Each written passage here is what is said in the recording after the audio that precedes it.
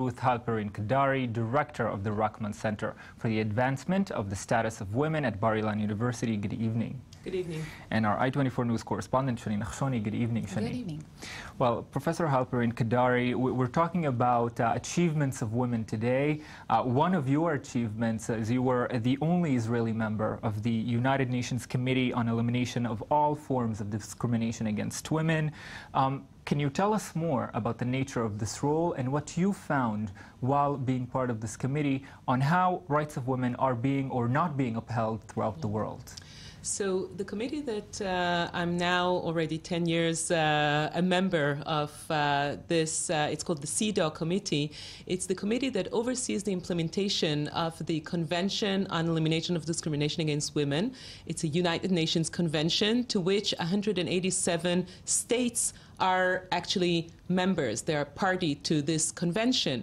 And the convention in fact, demands that all the countries that sign it and ratify it actually do everything that they're obliged to do under the convention to eliminate the discrimination in all areas, in all spheres of life to women in their countries. And we, the expert, a very ambitious goal. And you just mentioned Eleanor Roosevelt in the beginning of this item, and she's really the person who's identified with drawing up the Universal Declaration of Human Rights. So this Convention on Women's Rights is a natural continuum of Eleanor Roosevelt's doings. We, the committee that oversees the implementation, actually get periodic reports from all the countries that are party to this convention, in which they tell us about the situation of women in their countries. So by now, I have already seen, heard, met delegations and civil societies from almost 200 countries all over the world. And I actually find it very hard to say that I'm optimistic. There is reason to be more optimistic than before because things are changing, but they're changing very, very slowly. And in many respects, we actually see regression. And I can say that about Israel and not just about women all over the world. There are huge gaps, both globally and in Israel. And in Israel, I think that we can say that there are many, many problems and hurdles and miseries that women in Israel suffer, just like their sisters around the world and in the democratic, industrialized world. But then there are a few areas in which Israeli women suffer in a way that other women in the part of the world to which we want to see that we belong, they don't share that suffering. And that's mainly the area of family law and the role that religion plays in the lives of Israelis in general and of women in particular. Well, I certainly want to discuss the situation of Israeli women with you further tonight. But Shani Nachshoni, you are our cultural correspondent. You are also an Israeli woman. I want to address what the professor just said. Yes, and you followed the story for us today, and you of course, reviewed the events of International Women's Day throughout the day, and your response to what we heard today. So I'm trying to be more optimistic. I want to look at it as a long process that sometimes you gain things and sometimes you lose. This process began some 100 years ago, and we saw just during the 70s in Switzerland, women were given the right to vote. So it's near history. It's not like that a very long time ago. And I think that if we'll think about it as a process, as something that we have like many more years, it's actually frustrating. But if we look at it as a process of many years to come, so maybe we'll find ourselves in a better position in a few years. And I want to believe that social media has a lot to do with promoting women, because nowadays I see a lot of feminist ideas going from one place to another. And for example, there was one protest of little girls in schools wearing shorts.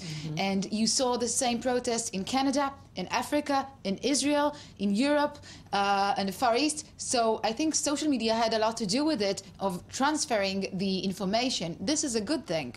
This is a good thing. And touching on Israel, let's bring into our conversation I24 Sliman, the head of the Israeli Parliament's Committee on the Status of Women and Gender Equality. She joins us from Jerusalem tonight. Good evening. Thank you for being with us tonight. Thank you for having me. Good evening, Ayman. It's our pleasure, and we want to discuss with you something that maybe does not receive too much attention on International Women's Day. That's the situation of Arab women in Israel, and they face, of course, a very particular and unique set of challenges. That's true, Ayman, and I think for my regret also there wasn't a big attention because of the political situation to a very important survey that we discussed today, and we exposed for the first time in our special day on the 8th of March. We did a survey that was checking the level or the feeling of security of women in Israel in general. And we are talking here about human security. We are talking about security in employment, in economy, in housing, in health, etc., and physical, even personal security. One of the very important results was that really, the Arab women are living in a very scary situation. They are really worrying for their future, economically, physically, and health-wise. And Ms. I24 Sliman, can you tell us, as a parliamentarian, as part of your efforts and struggles to try to promote and change this situation, and are you optimistic?